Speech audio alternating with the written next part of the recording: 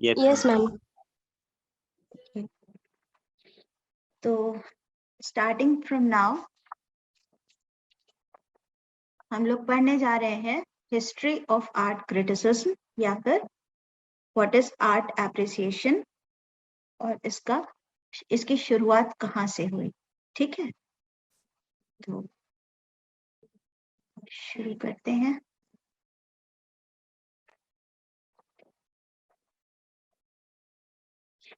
हमने इतने समय पढ़ाई करके ये समझा, ये जाना कि आर्ट क्रिटिसिज्म क्या है, आर्ट एप्रिसिएशन क्या है ना, डॉक्यूमेंटेशन क्या है। तो डॉक्यूमेंटेशन हमारा रिसर्च पेपर है। अभी हम जो भी आर्ट क्रिटिसिज्म या एप्रिसिएशन का आर्टिकल लिख रहे होते हैं वो सारा एक रिसर्च की कैटेगरी में नहीं आता है ना। तो एप्रिसिएशन क्यों जरूरी है? आर्ट वर्क को समझने के लिए, उसके बैकग्राउंड को समझने के लिए, आर्टिस्ट के मोटिव को समझने के लिए। लेकिन इसकी शुरुआत कहाँ से हुई? किसी को कुछ अंदाजा है कि कभी ये शुरू हुआ होगा?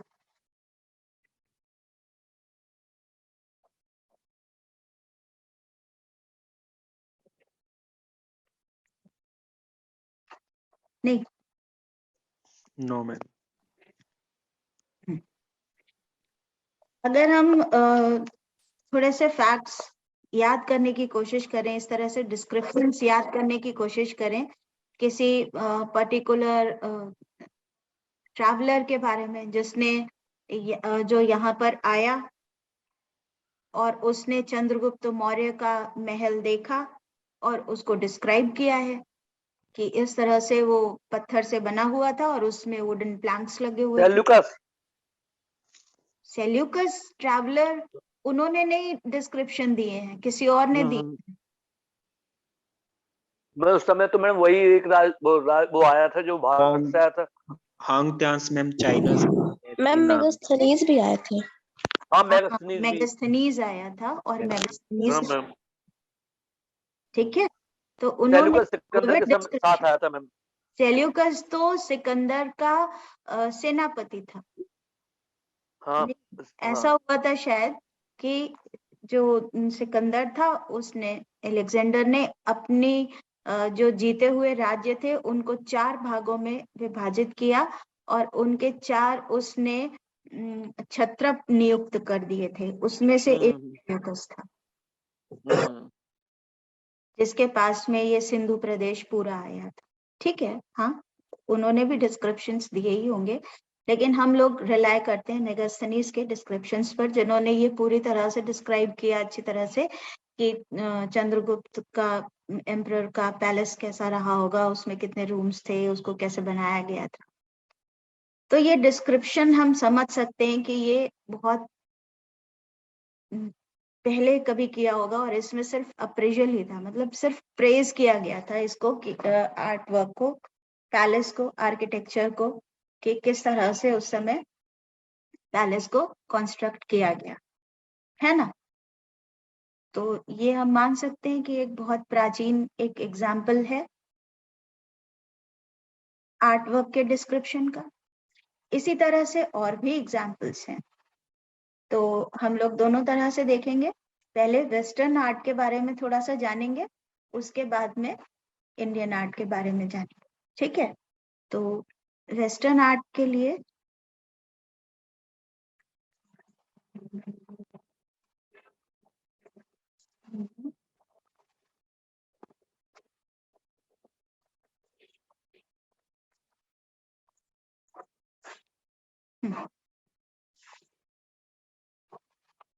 it is conventional to explain the origins of criticism as following: the establishment of regular art exhibitions by the Academy in the Louvre in 1737. Yet the various ingredients that come together to form salon criticism pre-existed the instigation of annual exhibitions. This is a write-up by Richard Wrigley in The Origins of French Art Criticism in 1993. ठीक है, क्या पता चला हमको French art के बारे में? ठीक है, फ्रेंच आर्ट के क्रिटिसिज्म के बारे में। तो अभी मैंने क्या बोला था, वेस्टर्न आर्ट में जो हमें सबसे पहले साइटेशंस मिलते हैं आर्ट क्रिटिसिज्म के, सबसे पहला हमें मिलता है आर्ट क्रिटिसिज्म का एक एग्जाम्पल, वो तो कहीं इतनी पुरानी चीज के लिए है जो माइथोलॉजीज में ही एग्जिस्ट करती है। इस सेंटेंस को हम अभी वापस आएंगे इस पर और ये पूरा एक्सप्लेन करेंगे। पहले ये देखते हैं। The ancient Greek geographer Strabo pondered the effect of an ancient temple of Artemis. Artemis के पुराने प्राचीन मंदिर के बारे में प्राचीन ग्रीक जियोग्राफर स्ट्रैबो ने विचार किया है। Pondered means he was thinking about the thing. What thing? The mythological temple of Artemis. प्राचीन ग्रीक जियोग्राफर स्ट्रैबो आर्टेमिस का प्राचीन माइथोलॉजिकल टेम्पल के बारे में विचार करते हुए लिखता है, insofar as the size of the temple and the number of votives is concerned, falls short of the one in Ephesus, but in its well-designed appearance and the artistry visible in the fitting out of its sacred enclosure is much superior.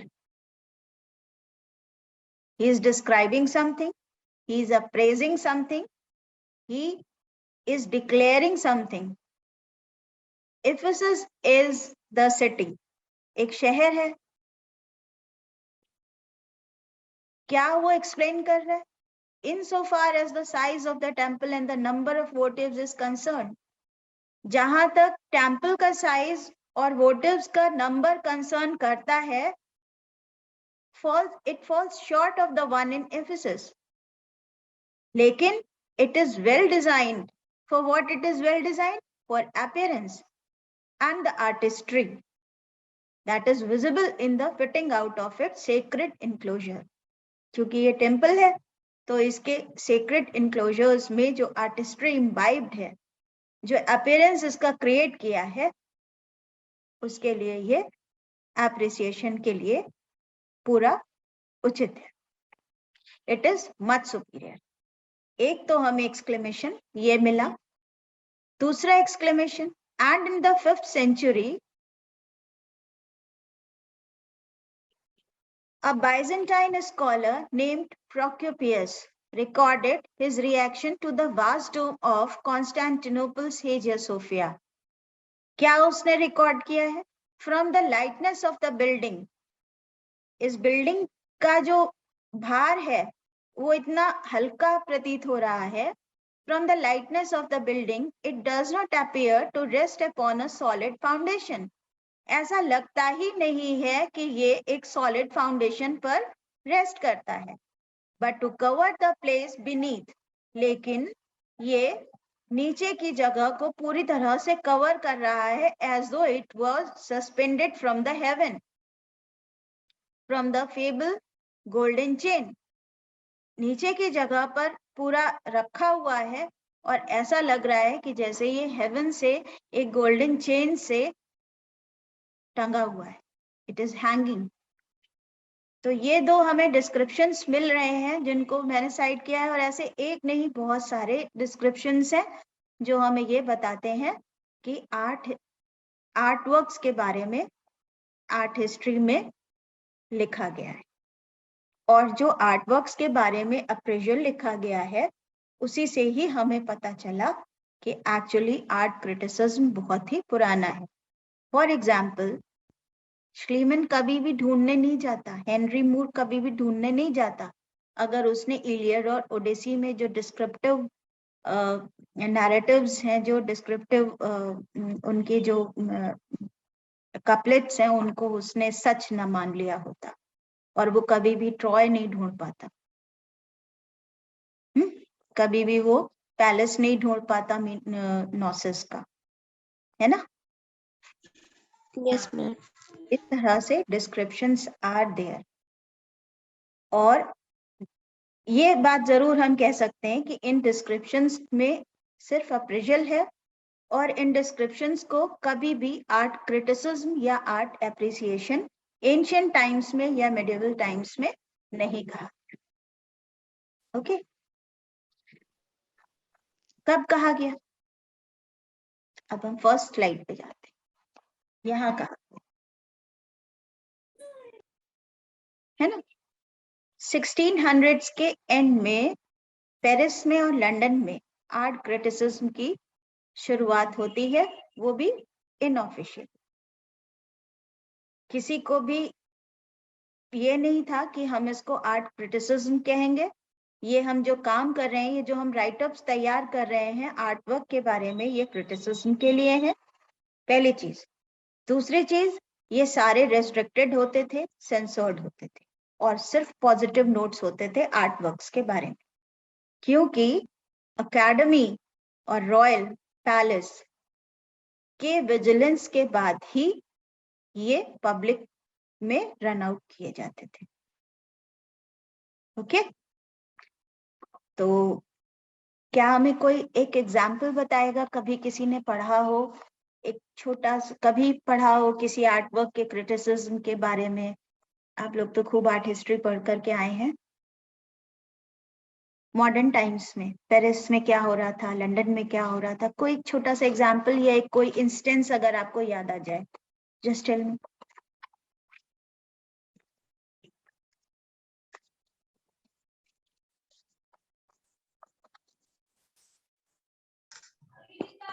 Ma'am एक मुझे याद है, जो मैंने फॉविज्म art जब मैं पढ़ रही थी तो उसमें मैंने पढ़ा था, जो आर्ट क्रिटिक आए थे, क्योंकि फॉविज्म के बारे में हम सब लोग जानते हैं उनके आर्ट वर्क्स कैसे थे, और उन्हीं लोग के ग्रुप में एक स्कल्पचर, बहुत ही रियलिस्टिक स्कल्पचर बनाते थे। तो आर्ट क्रिटिक जब आए थे तो उन्होंने ये स्टेटमेंट कहा था कि देखो जंगली लोगों के बीच में डोनाटेलो, मतलब वो इंग्लिश में लिखा हुआ था, तो इस तरीके से उन्होंने कुछ कमेंट किया था, तो वो मैंने पढ़ा था बुक में, लेकिन वो हिंदी वर्जन था। हाँ वो ठीक है, हिंदी शायद वर्जन था तो गलत थोड़ी ना था, सही था। हाँ, मैम लुई लेरॉय ने ही कहा था शायद। वेरी गुड, सही बता। इसके थोड़ा और पीछे जाते हैं, जहाँ पे रोमांटिसिज्म की शुरुआत होती है, तो वहां भी एक इंस्टेंस मिलता है कि लोगों ने इसे कंडेम किया था, है ना। और इम्प्रेशनिज्म की बात करते हैं, वहां भी ये हमें उदाहरण मिलता है कि लोगों ने उनकी इम्प्रेशनिस्टिक पेंटिंग को एक्सेप्ट करने से इनकार कर दिया था। वो भी लेरॉय ने ही किया था, इम्प्रेशनिज्म नाम उन्होंने ही तो दिया था ना उन्हें। हाँ बिल्कुल। हाँ। तो इसी तरह से जो आर्ट वर्क्स हैं उनको जब एक्सेप्टेंस की बात आती है, तो हम जो सेट मॉडल्स हैं उनसे आगे थोड़ा सा एक्सेप्ट करने में नहीं तैयार होते हैं, और एकेडमिक्स की तरफ ही बात करते हैं कि नहीं नहीं, ये जो बनाया जा रहा है यही सही है, और जो ये आप एक्सपेरिमेंट कर रहे हैं ये सही नहीं है। अभी भी जो लोग मॉडर्न आर्ट या एब्स्ट्रैक्शन करते हैं उनको बहुत सारे लोग इसी नजर से ही देखते हैं, लेकिन एक्चुअली ये बहुत पुरानी बात हो गई कि कैसे शुरुआत हुई इस आर्ट क्रिटिसिज्म की। तो जो आपने बताया वो बिल्कुल सही है, हम उसी लाइन पर आगे बात करेंगे फर्दर। Yes ma'am. तो इस तरह की हिस्ट्री ऑफ आर्ट क्रिटिसिज्म को हम कई तरह से कह सकते हैं। जो भी क्राइटेरिया हम अप्लाई करें, क्रोनोलॉजिकली डिवाइड कर सकते हैं, स्टाइल्स में डिवाइड कर सकते हैं, और या फिर इनके जो वर्क्स, जो आर्टिस्ट हैं उनके जर्नल्स में डिवाइड कर सकते हैं, आर्ट वर्क्स के जर्नल्स में डिवाइड कर सकते हैं। तो इस तरह से हम किसी भी एक क्राइटेरिया में अपने आर्ट क्रिटिसिज्म में आर्ट वर्क्स को डिवाइड कर सकते हैं। तो सबसे ज्यादा इंपॉर्टेंट बात क्या थी कि none of the writers mentioned would have described his work as art criticism. सबने अपनी अपनी तरह से आर्ट हिस्ट्री डिस्क्राइब किया, अपनी अपनी तरह से आर्ट वर्क्स को डिस्क्राइब कर दिया, लेकिन किसी ने भी ये नहीं कहा कि ये आर्ट क्रिटिसिज्म है। ये टर्म कब यूज में आया? In 18th century. Art criticism term को कब कॉइन किया गया? 18th सेंचुरी में, और जब इसको एक सेल्फ कॉन्शियस कैटेगरी माना गया। आप इस चीज को नोट डाउन कर लीजिए। The earliest use of the term art criticism is often associated with the English painter and the writer Jonathan Richardson the Elder. ठीक है। आर्ट क्रिटिसिज्म टर्म का जो सबसे पहला प्रयोग है वो किसने किया? किसके साथ में ये नाम ये वर्ड एसोसिएटेड है? Writer Jonathan Richardson the Elder के साथ में। Between 1715 and 1719, Richardson authored several books. उसमें कौन कौन सी बुक्स इंक्लूडेड है? An essay on the theory of painting, an essay on the whole art of criticism, और an essay on the whole art of criticism. इस book में उसने 7 categories device की, और उन कैटेगरीज के अनुसार उसने पेंटिंग्स को नंबर देने शुरू किए, मार्किंग करनी शुरू की, और इस चीज को बहुत वाइडली एक्सेप्ट किया गया। क्यों? लोग बड़ा खुश होकर के 7 पॉइंट स्केल पर उसके मार्क्स चेक करते थे और उसके हिसाब से आर्ट वर्क को वैल्यू करते थे रिचर्डसन के बेसिस पर। क्यों? कुछ अंदाजा है? साल का ध्यान करो, 1718, 1719, तब तक क्रिटिसिज्म जो था वो बहुत अच्छी अवस्था में नहीं था, पहली चीज। दूसरी चीज बहुत महत्वपूर्ण है, वो टाइम इंडस्ट्रियल रिवॉल्यूशन जो हुआ होगा फ्रांस में, इसके थोड़ा पहले, उसकी वजह से मेडिवल जो एक सोसाइटी है, सॉरी वो middle class, not medieval, I am sorry, middle class जो एक सोसाइटी में जनरेट हुआ उसी समय में, इंडस्ट्रियलाइजेशन की वजह से, अर्बनाइजेशन की वजह से, और इस वजह से बहुत सारे लोग जो एकेडमिकल वर्क्स और एकेडमिक्स जो दे रहे थे वर्क्स, उनको खरीदने में असमर्थ होते थे, वो बहुत महंगे होते थे, लेकिन वो उनके पास पैसा था और वो एक्सपेंड कर सकते थे, तो वो नया नया कॉनिशरशिप वहां पर शुरू हुआ और उन्होंने आर्ट वर्क्स बाय करने शुरू कर दिए। तो जो वो आर्ट वर्क्स बाय करते थे तो उसको वैल्यू करने के लिए क्या करते थे? रिचर्डसन का 7 पॉइंट स्केल इस्तेमाल करते थे। तो ये एक फन फैक्ट भी है और ये सचमुच का फैक्ट भी है।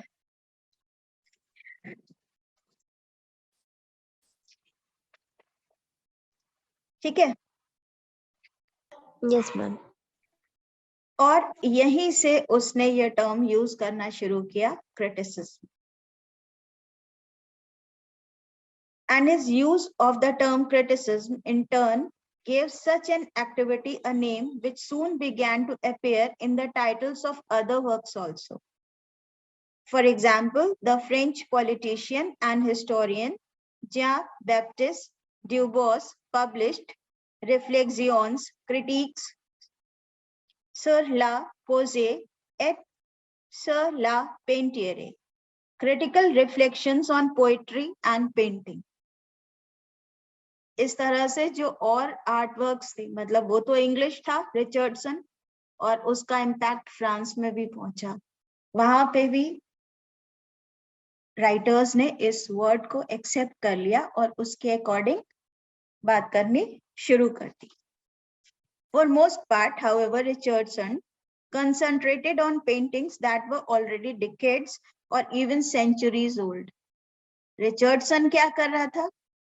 पुरानी पेंटिंग्स के बारे में बात करता था, और जो नई पेंटिंग्स शो हो रही थी, शो में आ रही थी, एग्जिबिट हो रहे थे, उनके बारे में भी राइटअप्स किए जा रहे थे, लेकिन एनोनिमस होते थे। इनको ब्रीफली प्रिंट किया जाता था, रन किया जाता था, और सैलून में तो चलते ही थे, एग्जीबिशन में जो एकेडमी जो एग्जीबिशन ऑर्गेनाइज करती थी उसमें तो अंदर ही अंदर वो डिस्ट्रीब्यूट किए ही जाते थे। इसके साथ साथ फ्रीलांस राइटर्स भी जो अपकमिंग आर्टिस्ट थे उनके बारे में लिखते थे और उनको जो बाहर से लोग आ रहे होते थे उनके सामने डिस्ट्रीब्यूट करते थे। तो इससे क्या होता था, जो आर्टिस्ट अपनी पेंटिंग्स वहां एग्जिबिट कर रहे हैं उनकी एक बहुत अच्छी इमेज बनती थी, उनके आर्टवर्क्स की बहुत अच्छी इमेज बनती थी। ये सारा काम पॉजिटिव होता था, क्रिटिसिज्म वहां पर नहीं था।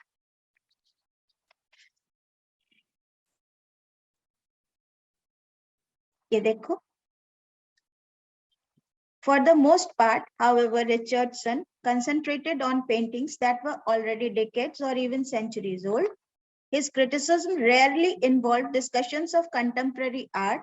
In that sense, the development of regular public exhibitions of contemporary art in Paris and London in the mid-1700s was a meaningful phenomena. The salons and summer exhibitions stoked public interest in contemporary art and prompted writers to think in print. और इस तरह से writers ने सोचना शुरू किया और उसको प्रिंट करना शुरू किया। Writers to think in print का मतलब उनको लिखित भाषा में सोचने पर मजबूर किया। ठीक है, किस बारे में? जो वो देख रहे हैं उस बारे में लिखने के लिए। पर ध्यान रहे, for most of the part it was not negative, it was positive. ठीक है, अब करते हैं अर्ली वॉइसेस, मतलब प्रारंभिक समय में क्या कहा गया क्रिटिसिज्म के बारे में। 1741 में एक एनोनिमस टेक्स्ट मिलता है हमें 1741 का, जो कि एक कमेंट्री है सैलून पर। इसको एक लेटर के फॉर्म में लिखा गया है और ये एनोनिमस है। इसका मतलब जो राइटर है वो अपने बारे में नहीं बताना चाहता है। It then moved into a discussion of individual paintings. पहले तो ये पूरी ही पेंटिंग्स के बारे में डिस्क्राइब करता है, सैलून के बारे में, और उसके बाद में इंडिविजुअल पेंटिंग्स के बारे में भी डिस्क्रिप्शंस हैं, in order in which they were displayed at the salon. और ये बिल्कुल कैटलॉग की तरह हो गया, जिस ऑर्डर में पेंटिंग्स को डिस्प्ले किया गया है उसी ऑर्डर में इस लेटर में पेंटिंग्स को डिस्क्राइब भी किया गया है। Repeatedly, the author recorded the subject matter of the works and sometimes offered comments in the relative realism with which they were constructed. ये टाइम है जब रियलिज्म के बाद की शुरुआत हो रही थी, तो ऑथर लगातार इन आर्ट वर्क्स के बारे में बात कर रहा है और रियलिज्म को के कंस्ट्रक्शन के बारे में बात कर रहा है। तो यहाँ तक हमें ये समझ में आया कि क्रिटिसिज्म पहले बहुत ज्यादा अप्रूव्ड नहीं था, और ये जो पैम्फलेट्स इस तरह के रन किए जाते थे इनको भी सीक्रेटली ही सर्व किया जाता था, और सीक्रेटली सर्व करने के बावजूद ये सारे पैम्फलेट्स, डरते थे लोग, रॉयल और एकेडमी के जो रेस्ट्रिक्शंस थे उनसे ज्यादातर पॉजिटिव नोट्स ही होते थे। Earliest art criticism was a response to the newly public displays of art. और इस तरह से ये जो शुरुआत थी आर्ट क्रिटिसिज्म की, ये पब्लिक रिस्पॉन्स जो है, जो नए आर्टवर्क्स डिस्प्ले किए जा रहे थे उसको वॉइस करते थे। However, it can also be seen as the product of other large forces and ideas. For example, the existence of journalistic culture and a lively publishing industry clearly benefited the earliest critiques. अब यहाँ पर हम कह सकते हैं कि जो एक जर्नलिज्म की शुरुआत हो रही थी और एक तरह से जो एक इंडस्ट्री की शुरुआत हो रही थी, जनरल प्रिंटिंग की, प्रेस की, मीडिया की, वो सारी शुरुआत में ये जो क्रिटिसिज्म था ये बेनिफिट कर रहा था, उनको कहीं ना कहीं फायदा पहुंचा रहा था और इसलिए वो इसको पॉजिटिवली सपोर्ट कर रहे। By the early 1700s, Paris already boasted several weekly publications, including the La Gazette, first printed in 1631. 1631 में सबसे पहले पेरिस में ला गेजेट का पब्लिकेशन हुआ. लंदन में इसी के साथ साथ द टैटलर का पब्लिकेशन हुआ जो 1701 में हुआ, and the daily current first published in 1702. और ये दोनों शहर लंदन और France, they were prime locations for pamphleteering, in which authors hired printers to produce limited runs of original text that were then commonly sold on the street. और इस तरह से text publish करवाए जाते थे और उनको स्ट्रीट पर बेच दिया जाता था. कई बार हॉक भी किया जाता था. हॉक का मतलब बांटना, जैसे न्यूज़पेपर हॉकर होता है ना, उस तरह से बांटा भी जाता था. और लंदन और पेरिस से इस तरह से हम मान सकते हैं somehow in year 1700s में इस तरह से आर्ट के बारे में राइटअप लिखने, छापने, बेचने, बांटने की शुरुआत हुई. और इसके साथ ही एक नई शुरुआत और हुई, आर्टिस्टिक वोकैबुलरी की. पेरिस में, लंदन में एक नई वोकैबुलरी की शुरुआत हुई जो आर्ट वर्क से रिलेटेड थी. वो क्या थी? जैसे पिक्चरेस्क होना, है ना, जैसे more picture like, more colour like, colour enthusiast, fauve, ये सारे वोकैबुलरीज हैं जो उस समय शुरुआत हुई. Criticism from the early 1740s varied widely in format and voice. They tended to involve consistent praise for the works that they discussed. लगातार praise कर रहे थे due to the pressure of Royal Academy and Royal Palace. This difference was likely due in many cases to a respect for a fear of the king. Royal Palace और the Academy दोनों से डरते थे, तो positive ही रहते थे, negative नहीं लिखते थे. The generally positive tone of the era's criticism, however, was altered in 1747 when a politically liberal writer named La Font de Saint-Etienne wrote an essay entitled Reflections on some causes of the present state of painting in France. अब तो बड़ी मुश्किल हो गई. इन्होंने एक ऐसे लिखा, Reflections on some causes of the present state of painting in France, और उसमें इन्होंने क्या लिखा? Rooted in a discussion of the Salon in 1746, the text included a number of positive assessments of individual works, but also offered a frank dismissal of pictures by the painter Francois Boucher. Opposed to imaginary based on carefree, playful subjects, and thus dismayed by the frivolous, light-hearted Rococo imagery common at the time. और इस तरह से अप्रैल में कंडेमेशन की शुरुआत हो गई. ला font was the first critic जिन्होंने सबसे पहले नेगेटिव लिखना शुरू किया. सारे राइटर्स के बारे में तो पॉजिटिव लिखा था, लेकिन फ्रैंकोइस बूशर के बारे में अच्छा नहीं लिखा था. La Font's open attack on active painters and indirectly on the government of Royal Palace was both unprecedented and inflammatory, and it provoked an energetic response. Supporters और oppositions, सारी की सारी चीजें एकदम से हीट अप होने लगी, और कुछ लोगों को लगने लगा कि ये अगर इस तरह से बात करेंगे तो गलत हो जाएगा, और कुछ लोगों को लगने लगा कि सही तो कह रहे हैं, जो सच है वो बोलना चाहिए. ऐसा क्यों हुआ बता सकते? रॉयल एकेडमी और किंग के इन्फ्लुएंस की वजह से ऐसा हुआ, जो लोगों को नेगेटिव बोलने से मना करते थे, रेस्ट्रिक्ट करते थे. क्यों करते थे? ताकि एकेडमी अपने मेंबर्स के आर्ट वर्क्स के स्टेटस को बचा सके.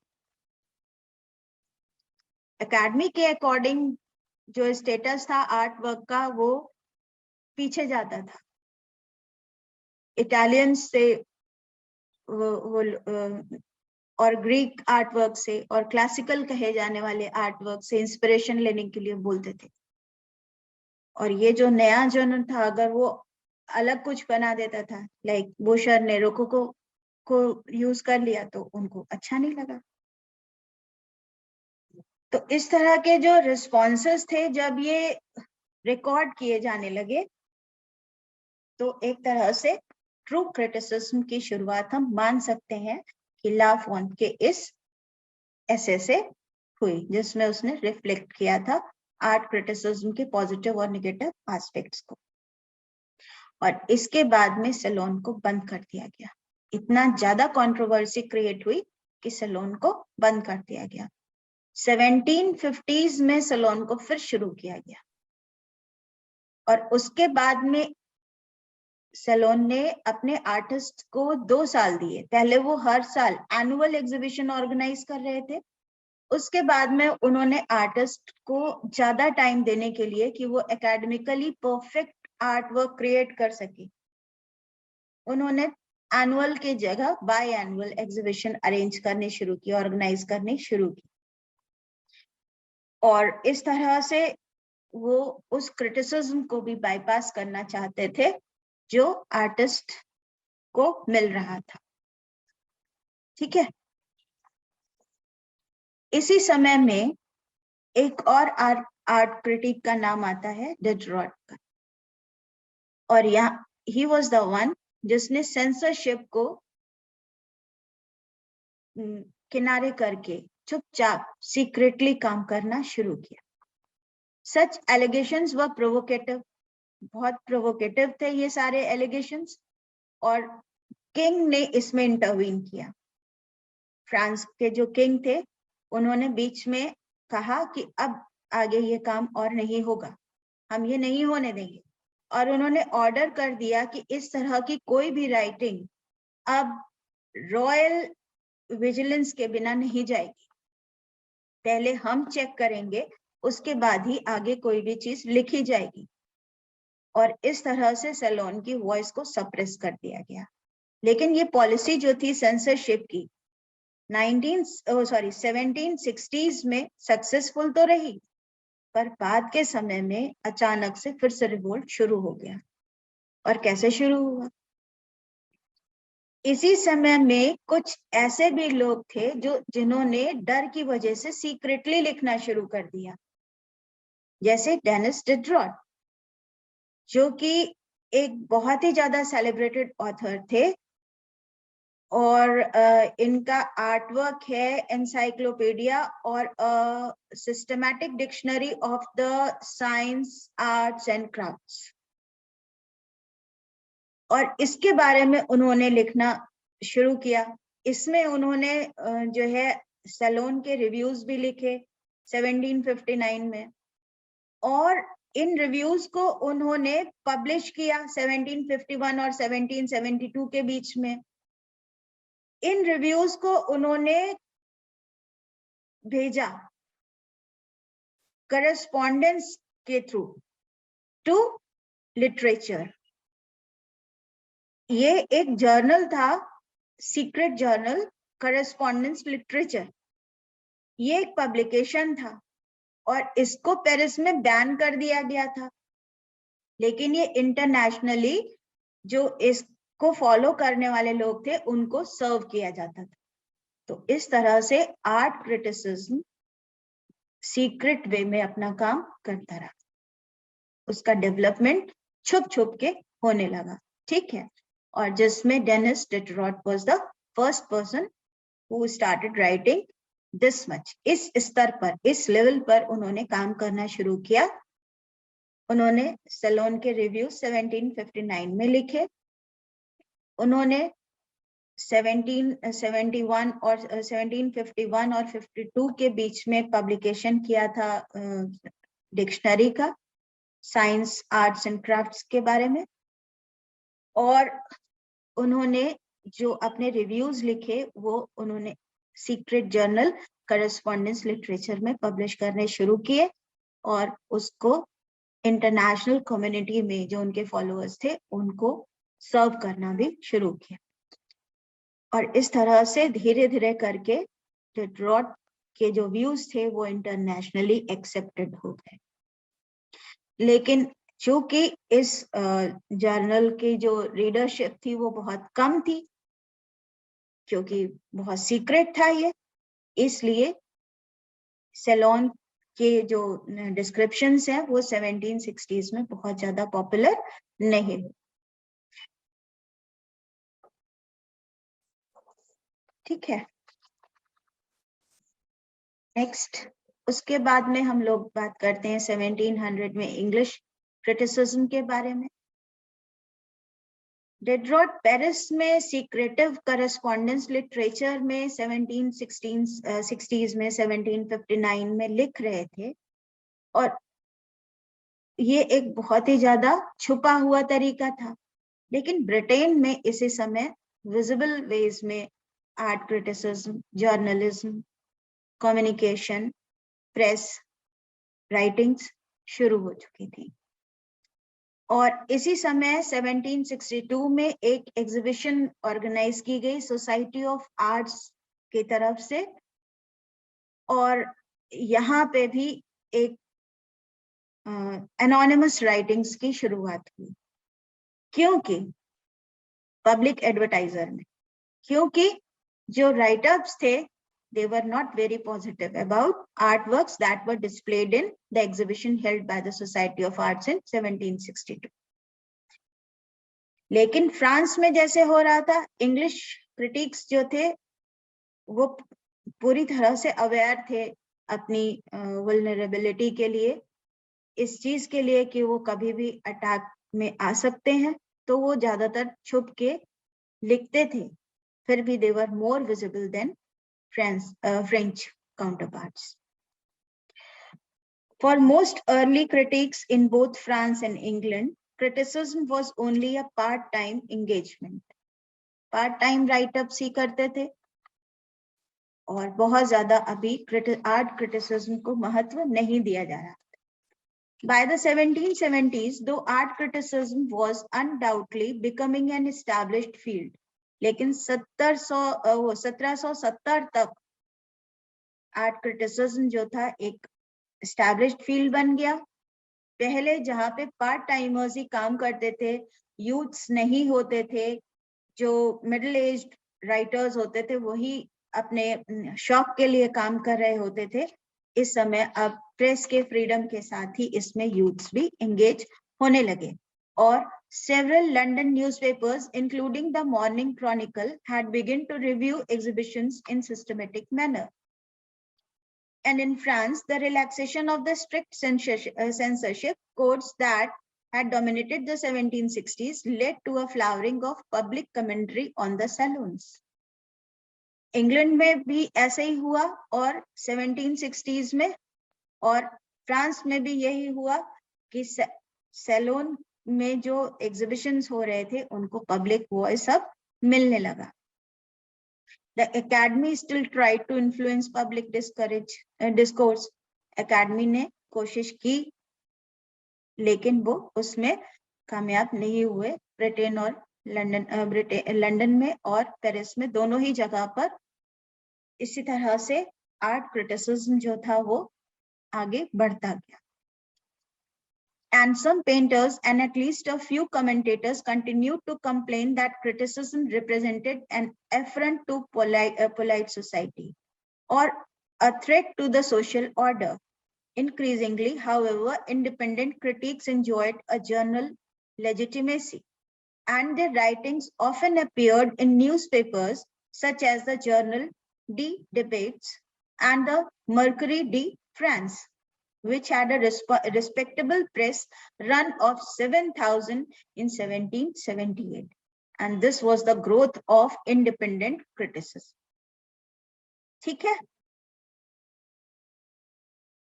इसके साथ साथ और क्या हुआ, अब इंडिपेंडेंट पैम्फलेट्स भी प्रिंट कराए जाने लगे और इनको बेचा भी जाने लगा, रन किया जाने लगा और लोग इनको खरीद कर पढ़ने भी लगे। लेकिन 1789 का जो रिवॉल्यूशन हुआ फ्रांस में, उसमें मोनार्की खत्म हो गई और इसके साथ साथ आर्ट्स को थोड़ा फ्रीडम और मिल गया, और ये फ्रीडम उन लोगों ने कुछ समय तक एंजॉय किया। An anonymous 1782 tract entitled, for instance, attacked the Academy and Parisian elites for supposedly having corrupted artists. थोड़े समय तक एंजॉय किया। 1782 में एक ट्रैक्ट सामने आता है जिसमें इस तरह की बात लिखी होती है, नेगेटिव। क्या लिखा हुआ है? Academy and Parisian elites for supposedly having corrupted artists. Academy के आर्टिस्ट करप्ट हैं। Anthony Joseph Grosses, a future revolutionary leader, authored a range of explicitly political writings on art in the 1780s. और यहाँ से political intervention शुरू हो गया। Art के बारे में राइटअप्स में पॉलिटिकल इंटरवेंशन यहाँ से शुरू हो गया, जबकि जोसेफ ग्रॉसेस ने पॉलिटिकल राइटिंग शुरू कर दी। And a series of anonymous pamphlets, widely believed to have been written by the playwright Louis D.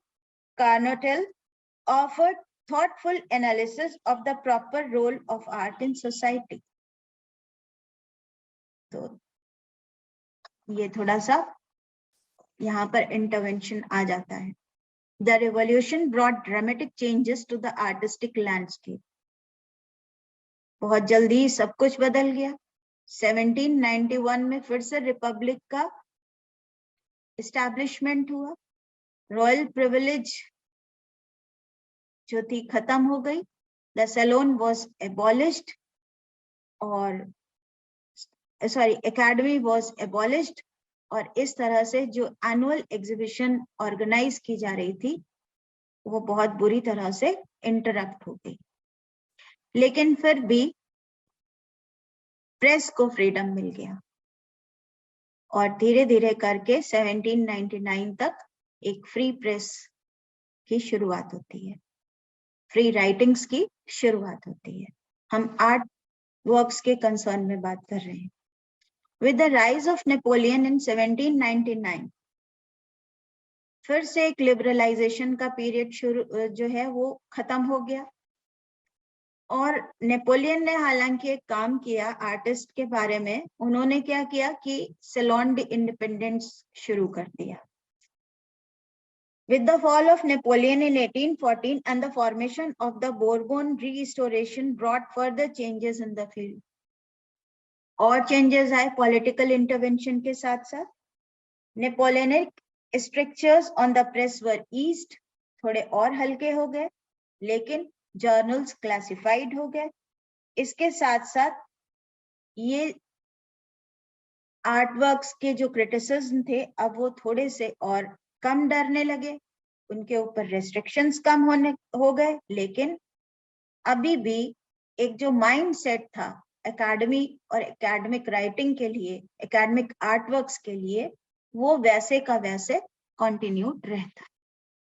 ठीक है, इतनी बात समझ में आई है सबको?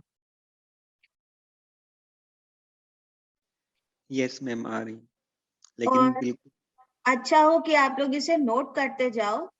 और मैम कुछ कुछ लिख रहे हैं। हाँ, और इसके साथ साथ हम आपको इसका पीडीएफ भी दे देंगे, तो यस यू हैव थ्योरी। ठीक है, यस क्योंकि और हम कोशिश करेंगे कि आगे स्लाइड्स में हम जो आपको बोल रहे हैं उसके बारे में कुछ कुछ आर्ट वर्क्स भी दिखा सकें आगे, जब हम मॉडर्न आर्ट के बारे में बात करेंगे। अब इस समय तक रोमांटिसिज्म और नियो क्लासिज्म की शुरुआत हो गई थी। जो एकेडमिक क्लासिज्म था उसको रिवोल्ट करने लग गए थे आर्टिस्ट, और एक नए क्रिटिक का नाम आता है मैरी हेनरी बेल, MARIEHENRIBEYLE, जो कि एक सिविल सर्वेंट थे लेकिन उन्होंने एक पेन नेम लिया अपने लिए। पेन नेम समझते हैं, स्यूडोनेम, और ये नाम था उनका स्टेंडहॉल, STENDHAL, और इस नाम से वो लिखने लगे। फ्रांस छोड़ दिया, इटली में चले गए और उन्होंने आर्ट क्रिटिसिज्म के बारे में लिखना कंटिन्यू रखा। फ्रांस क्यों छोड़ा? क्योंकि वहां पर पॉलिटिकल अपहीवल्स चल रहे थे, इस स्थिति में शांति नहीं थी, और वहां पर क्रिटिसिज्म इतना फ्री भी नहीं था, वो राइटिंग्स इतना फ्रीली नहीं कर सकते थे आर्ट वर्क्स के बारे में। In essays on the salons and on Italian art, Stendhal opposed what he saw as the aloof, irrelevant neoclassicism. जो उन्होंने देखा, उनको लगा नियोक्लासिज्म जो है वो अलग थलग है बिल्कुल और इररिलेवेंट है। तो रेलेवेंट क्या है? क्लासेस की romanticism.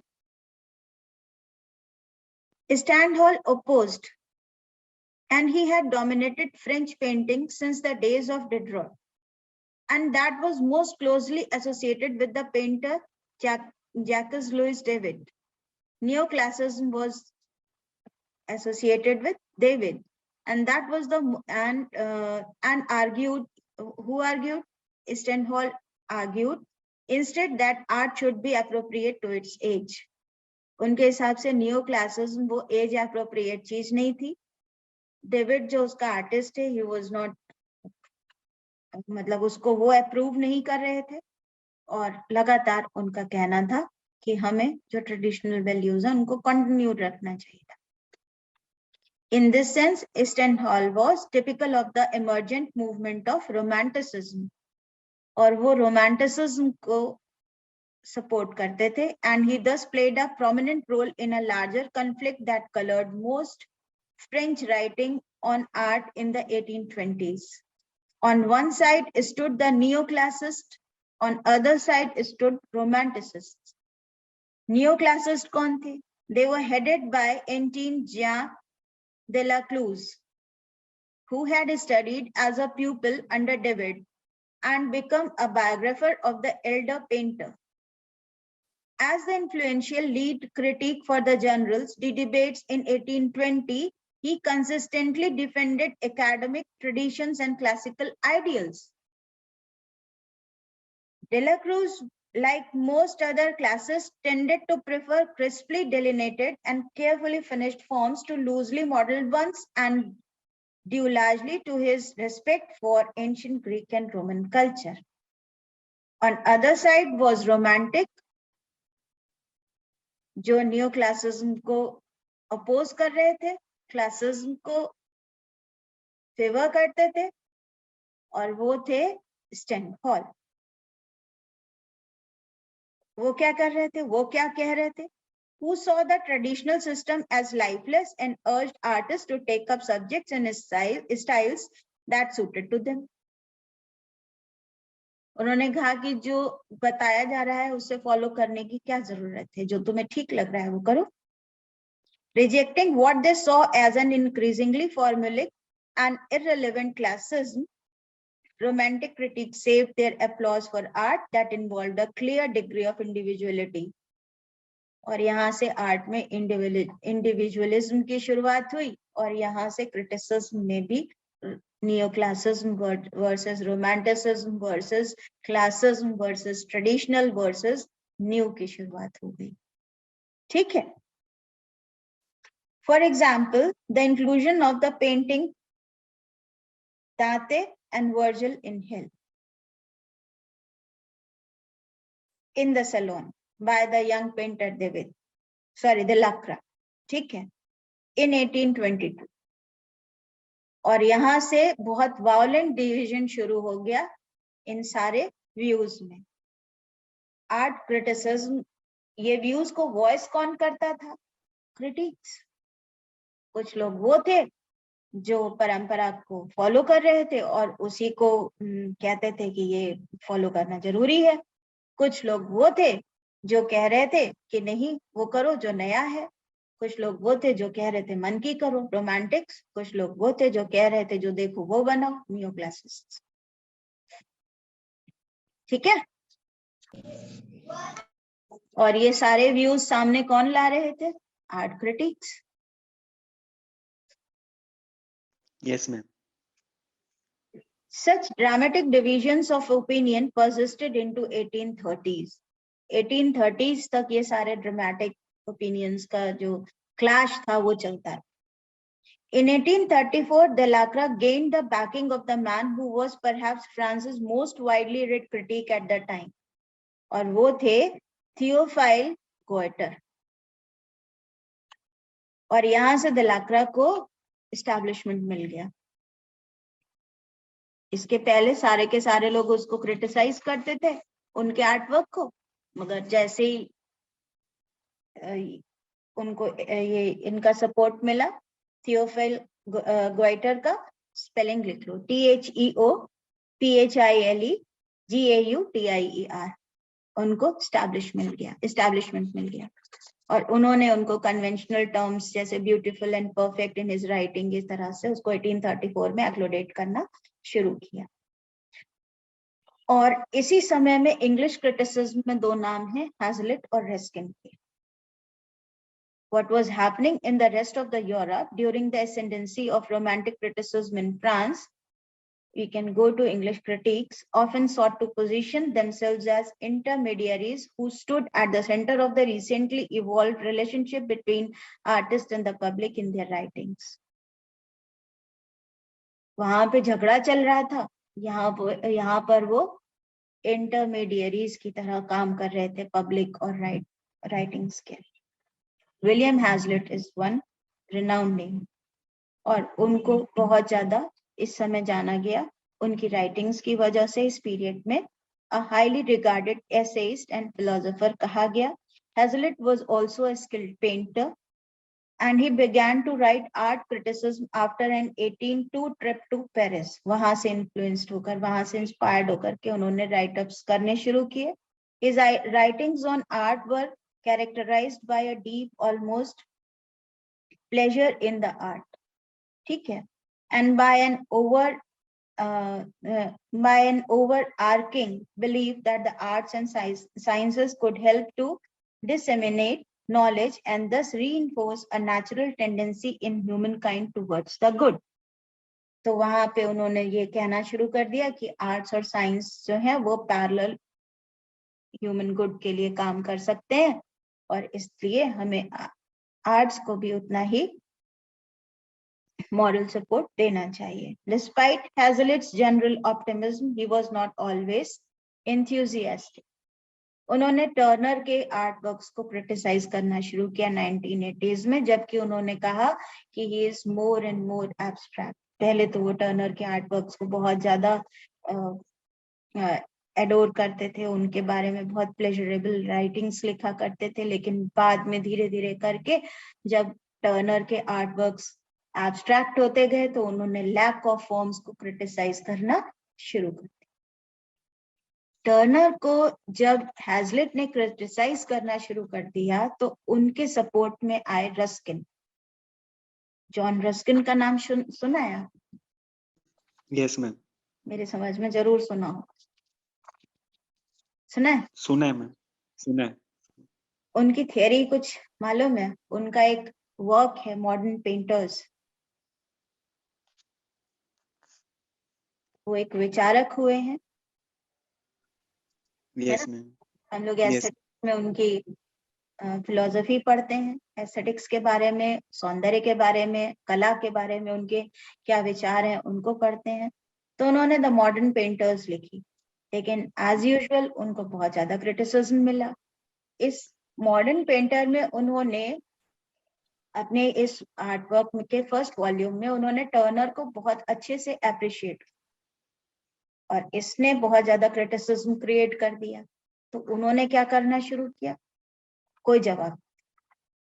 He wrote 3 more volumes of modern painters. अब कुल मिलाकर हमारे पास में 4 वॉल्यूम्स, और इन वॉल्यूम्स में उन्होंने क्या लिखा?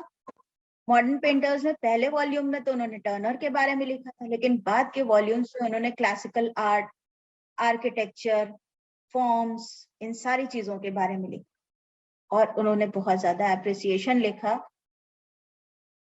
ये भी बताया कि आर्ट फॉर्म से शुरू करके एब्स्ट्रैक्शन की तरफ कैसे जाती है, और उन्होंने अपने व्यूज भी लिखे और इसको बहुत ज्यादा एप्रिसिएशन।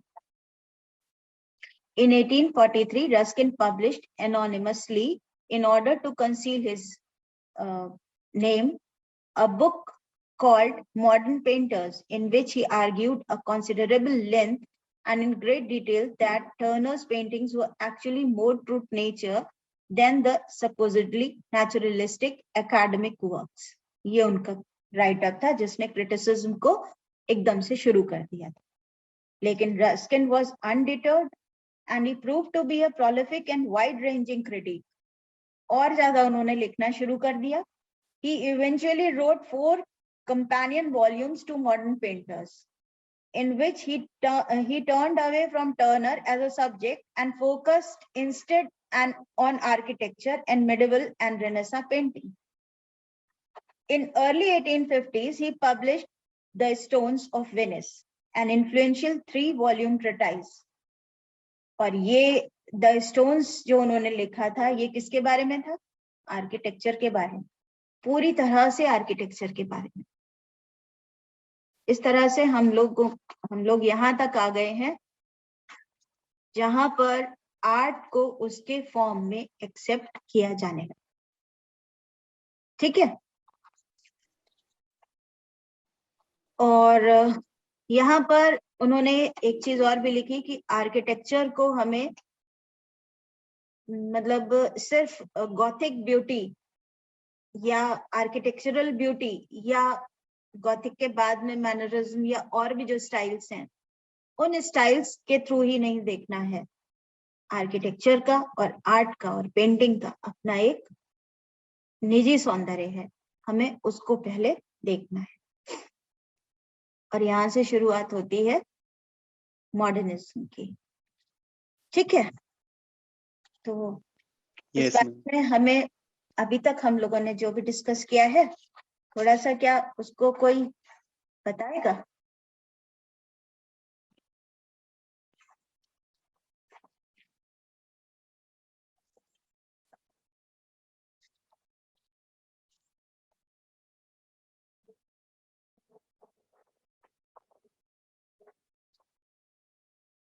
हमने बात की लंदन और फ्रांस में क्रिटिसिज्म की शुरुआत की। आर्ट क्रिटिसिज्म कैसे शुरू हुआ, इसके बारे में अभी तक हमने बात की है। ठीक है, तो मेरी समझ में जो जो नाम हमने लिए हैं वो आप लोगों ने नोट डाउन किए होंगे। और इसके बाद में जॉन रस्किन के बाद में हम लोग वापस फ्रेंच क्रिटिसिज्म और फ्रेंच मॉडर्न आर्ट के बारे में बात करते हैं।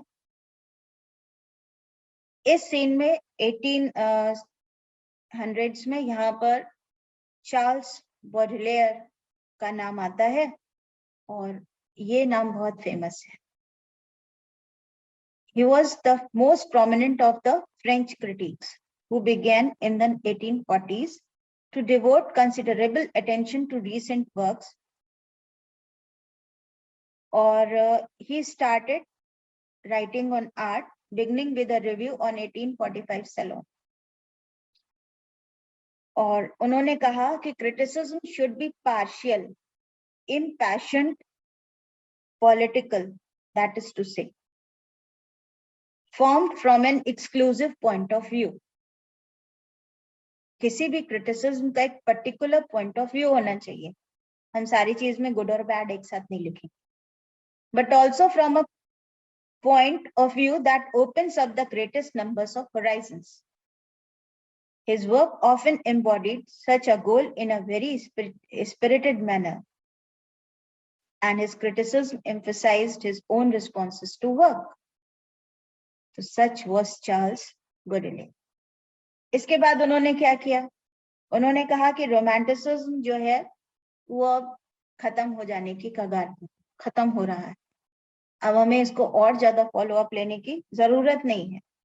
और उन्होंने जो 45 के सैलून के जो पेंटर्स थे उनको बोला कि अब आप कुछ नया करो. He urged painters beginning in his salon of 1846 to attempt something more ambitious. और इस तरह से वो एक तरह से मेंटर बन गए, रास्ता दिखाने लगे आर्टिस्ट को, और आर्टिस्ट उनकी बात भी मानने लगे जब उन्होंने कहा कि रोमांटिक आर्ट वर्क्स को अब छोड़ दो और आगे की तरफ काम करो. In late 1840s and early 1850s, it was a period of feverish political change. The revolution of 1848 felled the Orleans monarchy and led to the creation of the Second Republic. Second Republic की शुरुआत हुई. Napoleon III इस समय emperor बन गए और यहाँ पर उन्होंने क्या एक बहुत बड़ा काम किया. The novelist and critic Champfleury, the pen name of Jules Francois Felix Hewson, became a vocal supporter of realist literature and painting ये time पर, in throwing his considerable weight as a critic behind Gustave Courbet in 1848. और ये समय पर Napoleon ने क्या बड़ा काम किया, उन्होंने सैलून डी इंडिपेंडेंस को इंट्रोड्यूस किया, जब एकेडमिक्स ने जो एक्सपेरिमेंटल आर्ट वर्क्स थे उनको एक्सेप्ट करने से इनकार कर दिया. और ये बहुत बड़ा सपोर्ट था आर्टिस्ट के लिए. इस समय के जो आर्ट क्रिटिक है वो है the novelist and critic Champfleury, the pen name of Jules Francois Felix Husson. और उन्होंने कॉर्बे को सपोर्ट करना शुरू किया नियो इम्प्रेशन नियो क्लासिज्म में, रियलिज्म में, not neo classicism, realism, in 1848. हम लोगों ने कॉर्बे की एक पेंटिंग अभी अभी देखी थी.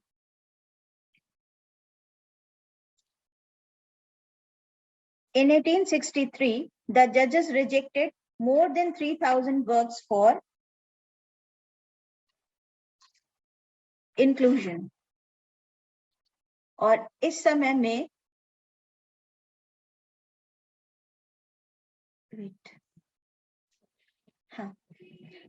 और इस समय में क्या हुआ कि जजेस ने लगभग 3,000 वर्क ऑफ आर्ट्स को मना कर दिया. उन्होंने कहा कि हम इनको एक्सेप्ट ही नहीं करते क्योंकि ये हमारे एकेडमिक जो कैरेक्टरिस्टिक्स, जो हमारे एकेडमिक नॉर्म्स हैं उनको फॉलो अप नहीं कर रहे हैं. इससे बहुत ज्यादा परेशानियां खड़ी हो गई. और उन सारी चीजों को देखते हुए नेपोलियन III ने डिफेंस करते हुए कंटेम्परेरी आर्टिस्ट के एक्सपेरिमेंटल वर्क्स को, Napoleon III permitted the excluded artists to show their works in a salon de refuses or salon of the refused. refused artist का एक अलग एग्जीबिशन कर दिया और ये एक रूम था जिसको कहा जाता था इंडिपेंडेंस का room. Many of the works shown in the Salon de Refuses were unabashedly experimental in subject. और इसी समय फ्रांस में मॉडर्न आर्ट में एक्सपेरिमेंट्स की शुरुआत होती है. ये तो हम सभी जानते हैं, कॉर्बे से, रियलिज्म से मॉडर्न आर्ट की शुरुआत पढ़ी जाती है ना. Yes ma'am. और इस समय जो एक्सपेरिमेंट्स थे वो क्या किस तरह से किए गए, सब्जेक्ट और स्टाइल दोनों चीजों पर. शैली जो अभी तक हम पीछे से क्लासिकल स्टाइल कॉपी कर रहे थे, ग्रीक और इटालियन वर्क्स को कॉपी कर रहे थे आर्टिस्ट उस समय के, उनको उन्होंने छोड़ करके बोला कि हमको ये आर्ट वर्क सब कॉपी नहीं करने हैं, यहाँ से इंस्पिरेशन नहीं लेनी है, यहाँ तक कि हमें ये थीम्स और सब्जेक्ट्स भी कॉपी नहीं करने हैं. हमें कॉपी क्या करना है, कंटेम्परेरी वर्ल्ड को. यहाँ पे आर्ट एज इमिटेशन की बात आ गई. जो हम आज देख रहे हैं हम वही कॉपी करेंगे, वही बनाएंगे. और जब आर्टिस्ट जो देख रहा है उसको एज इट इज कॉपी कर देगा तो भावना तो खत्म हो गई, वहां पर कल्पना तो खत्म हो गई. तो उन्होंने कहा कि जो सामने दिख रहा है उसमें ही जो भाव है वही हमारी कलाकृति से संप्रेषित हो जाए, हमें जरूरत ही नहीं है कुछ नए काम को कुछ नए भाव को उसमें जोड़ने की। तो जब काल्पनिक नहीं रह गई कलाकृति तो रोमांटिसिज्म तो पहले ही खत्म हो गया था।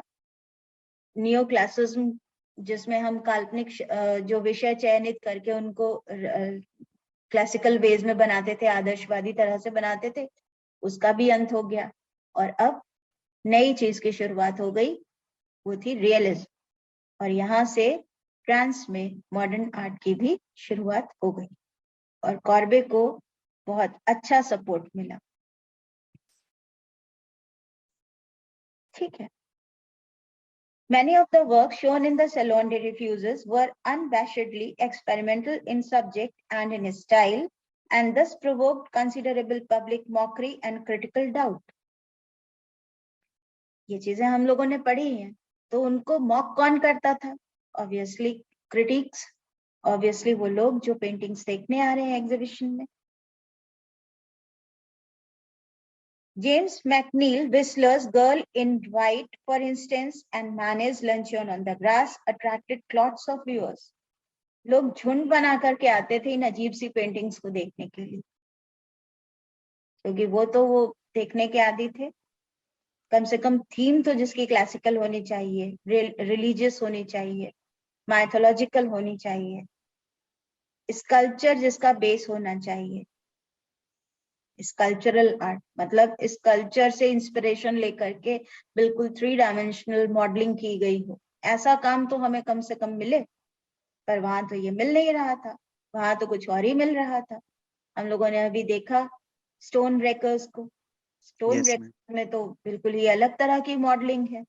जो दिख रहा है फटे पुराने कपड़े हैं। अब ये फटे पुराने कपड़े कौन एलीट अपने घर में लगाकर सजाने वाला है अपने ऑल्टर पीस पर? Yes ma'am. अब तो बड़ी गड़बड़ हो गई। लोग झुंड बना करके समूह में आते थे इन पेंटिंग्स को देखने के लिए। Many of whom shook their heads at the paintings. सिर घुमाते थे, सिर झटकते थे, चिल्लाते थे, तरह तरह की आवाजें निकालते थे, आर्टिस्ट को देख करके उस हल्ला मचाते थे, उनको पूरी तरह से दुत्कारते थे, मजाक बनाते थे कि ये क्या बनाया है। और उन लोगों को ये लगने लगा उस समय में फ्रेंच आर्ट वर्ल्ड में जो एक क्योस की स्थिति शुरू हो गई और लोगों को ये लगने लगा कि हम एक डूम की तरफ जा रहे हैं और हमारी कला और संस्कृति एकदम अब खत्म हो जाने वाली है, क्योंकि ये जो नए लोग बना रहे हैं ये तो किसी भी स्टैंडर्ड का नहीं। और ये स्थिति अभी भी बहुत बार हम लोगों की होती है जब हम लोग किसी ऐसे ही नए कलाकृति को देखते हैं और ऐसे एक्सपेरिमेंट को देखते हैं जिसमें हमारे हिसाब से अच्छा बनाया हुआ नहीं होता है। They scumbled surfaces, roughly finished forms, and brash nudity. उन्होंने इस तरह से डिस्क्राइब किया इन आर्टवर्क्स को। Goethe unimpressed by work that showed little interest in traditional dramatic value. इनमें से एक क्रिटिक था गोएटर, जिनको कोई मतलब नहीं था कि ये ट्रेडिशनल वैल्यूज को इम्प्लाई कर रहे हैं कि नहीं, फॉलो कर रहे हैं कि नहीं। उन्होंने सीधे सीधे सपोर्ट करना शुरू कर दिया कॉर्बे को। He was unimpressed, simply stayed away, और इन सारी चीजों से एकदम अलग। Manet was apparently shaken by his cold reaction, और उनके कोल्ड रिएक्शन से मैने को बड़ा शॉक लगा कि कुछ तो कहो, सही गलत अच्छा बुरा। कॉर्बे को तो आपने बोल दिया कि बहुत अच्छा है, उसको तो आपने सपोर्ट कर दिया, हमारी पेंटिंग्स के बारे में भी तो कुछ कहो। But he was not interested in saying anything. और उनको और उस समय के आर्ट क्रिटिक्स को और उस समय के पब्लिक को फ्रांस में ये लगने लगा कि अब हमारी कला को कोई बचा नहीं सकता। क्यों? मैंने कहा अगर इम्प्रेशनिस्ट आर्टवर्क द सनराइज देखा जाए तो किसी को भी ये लग जाएगा, किसी ने भी जो भी नहीं जानता, जो भी नहीं समझता, वो यही पूछ देगा इसमें बनाया क्या है।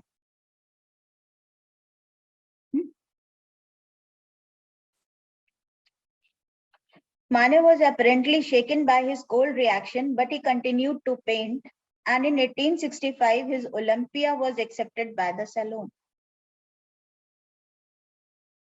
only to experience an even more violent response. Conservative critics decreed the work as immoral, and journalist Antony Prow later wrote that canvas had only escaped destruction at the hands of the public through the intervention of the Salon's organizers. लोग इतने ज्यादा उद्वेलित हो गए Olympia को देख करके कि उनका मन हुआ कि ये कैनवस हम फाड़ दें, और उनके इस उद्वेलन को केवल सैलोन के जो ऑर्गेनाइजर्स थे वही रोक पाए, उन्होंने ही रोका। इतना ज्यादा क्रिटिसिज्म मिला था माने को, कोई आर्टवर्क उनका एक्सेप्ट हुआ ही नहीं, होता ही नहीं था। क्यों नहीं होता था? क्योंकि लोग सोच रहे थे कि अब हमारी जो पारंपरिक सौंदर्यपूर्ण आदर्शवादी क्लासिकल आर्ट है, that is going to decay, खत्म हो जाएगा। In short, reactions to Manet's work were often visceral rather than rational. As George Heard Hamilton once commented, what seems even a century later so exasperating about this criticism is not so much the brutality, even the cruelty of much of it, as a general disinclination on the part of the critics themselves to make any attempt to understand the intention of Manet's work. What they are saying is कि जब तक हम intention नहीं जानते माने के work का, तब तक अगर हम उसको क्रिटिसाइज कर रहे हैं तो हमें बहुत ही खराब काम कर रहे हैं। और वो आर्ट वर्क जो एक सेंचुरी के बाद में बहुत ज्यादा एम्फेटिक हो गया, जिसको बहुत ज्यादा एम्फेसिस दिया जाने लगा, वो अचानक से कैसे बन गया अगर हमने उस समय में, उस काल में उसकी कोई इज्जत नहीं की। Against the background of boisterous condemnation, however, a few critics did begin to find value in the artist's work. कुछ लोग ऐसे थे जो आर्टिस्ट के काम में वैल्यू ढूंढ रहे थे, and they were Thought Berger, writing in La Independence Belge, called Manet a magician. उन्होंने मैजिशियन कहा माने को, and praised the luminosity of his paintings, और कहा कि उनकी पेंटिंग्स में ल्यूमिनोसिटी है, चमक रहा है canvas. They have painted light. He sent the painter a warm letter in the dark days of 1865. जबकि सारे लोग कंडेम कर रहे थे माने को, उन्होंने उनको एक एप्रिसिएशन का लेटर दिया, और यही लेटर माने के रिवाइवल का कारण बना। Even more important, however, was the assessment of Émile Zola, और इसी समय एमिल जोला ने अपना असेसमेंट भी प्रस्तुत किया। A young writer who himself gained a measure of notoriety in 1865 with the publication of a sordid autobiographical novel.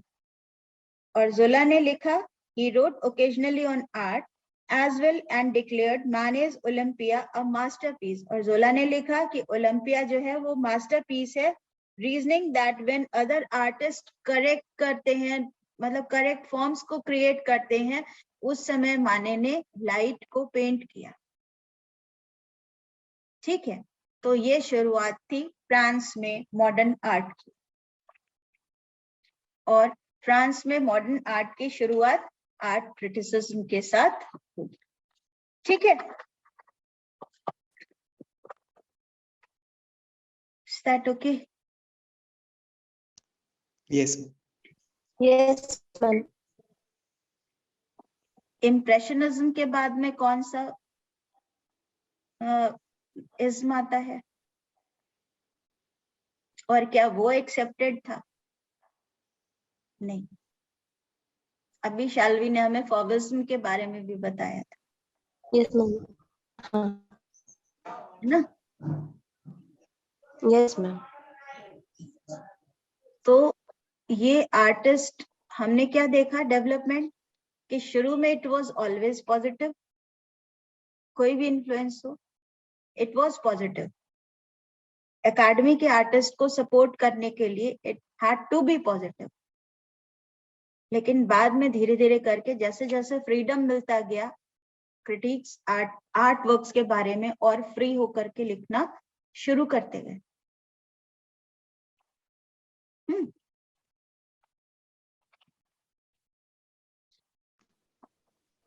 तो हमें एक चीज ये बताओ,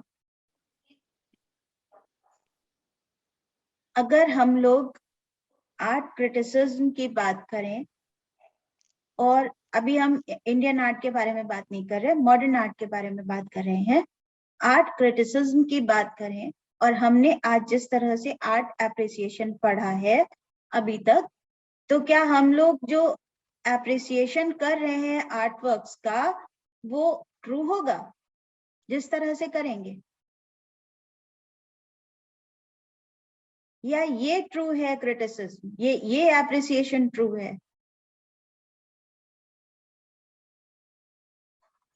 जहां पर एक राइटर फ्री होकर के नेगेटिव या पॉजिटिव लिख रहा है, और ये भी बात सही है कि वो फ्री होकर के नेगेटिव या पॉजिटिव लिख तो जरूर रहा है आर्ट के बारे में, लेकिन वो अपने पॉइंट ऑफ व्यू से या कंटेम्पररी जो ट्रेडिशनल एस्पेक्ट है, व्यू है आर्ट के बारे में, उससे कितना बायस्ड है।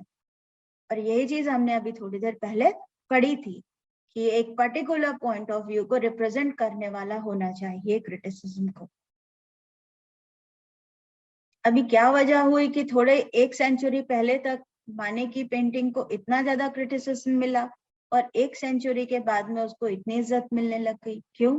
क्या ये टाइम की वजह से था, या ये समझ की वजह से था? और जो क्रिटिक्स उस समय माने की पेंटिंग्स को क्रिटिसाइज कर रहे थे, क्या उनको आर्टवर्क्स की समझ नहीं थी, या ये समझ में फर्क समय के साथ आया?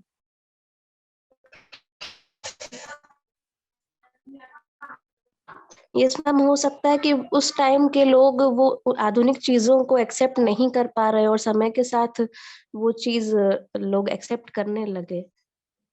यही बात थी कि हम एक्सेप्ट नहीं करते, चेंजेस को जल्दी एक्सेप्ट नहीं करते। बहुत कम लोग होते हैं प्रोग्रेसिव जो चेंज को एक्सेप्ट करते हैं और ट्रेडिशंस को बनाए रखने में विश्वास तो रखते हैं, लेकिन ट्रेडिशंस को सस्टेन भी करते हैं, लेकिन प्रोग्रेसिव होते हैं थॉट्स में और चेंजेस को एक्सेप्ट करते हैं, और जो नई चीज सामने आ रही है उसको एंजॉय करते हैं। बहुत कम लोग होते हैं, और एमिल ज़ोला उसमें से एक थे। मैम कभी कभी ऐसा भी होता है ना कि वक्त पे भी थोड़ा डिपेंड करता है कि अब शायद लोग उस चीज को ज्यादा समझने लगे हैं पहले की अपेक्षा। समझने के साथ साथ एक्सेप्टेंस जरूरी है, एक्सेप्ट हाँ, करने लगना। वही चीज की मतलब अब उस टाइम नहीं एक्सेप्ट कर पाए, लेकिन वक्त बदल रहा है तो उस हिसाब से वो मतलब दूसरों को भी उसी हिसाब से कंपेयर कर रहे हैं, या वक्त के अकॉर्डिंग उस चीज को वो कनेक्ट करने की कोशिश कर रहे हैं। बिल्कुल ऐसे ही है। अभी थोड़े समय पहले जब हम अपनी लगभग 20 इयर्स के पहले जब हमने अपने पेन एंड इंक के स्केचेस डिस्प्ले में दिए थे, सबसे पहले तो उनको बहुत ज्यादा कुछ एक्लोडेशन नहीं मिलता था, क्योंकि सारे लोगों को ऑयल पेंटिंग या एक्रिलिक पेंटिंग्स पसंद आती थी।